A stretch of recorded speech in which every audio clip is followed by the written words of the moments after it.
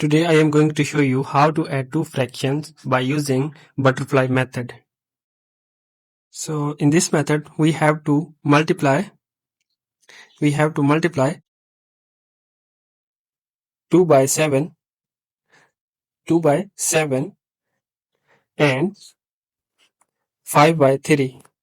So first of all we multiply 2 by 7, it is 14,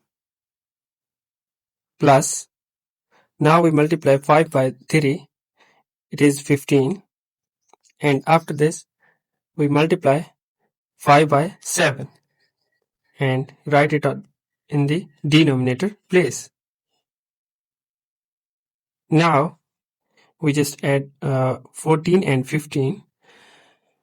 14 plus 15 is 29 over 35. So 29 over 35 is the answer. So for practice, we do another example. For example, we have 5 over 7 plus we have 3 over 2. So we just multiply 2 by 5, that is 10, and then 7 by 3, that is 21. And at the denominator place, we just needs to multiply 7 by 2. So that is 14.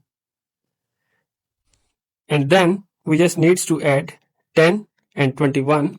So that is 31 over 14. So this is our answer.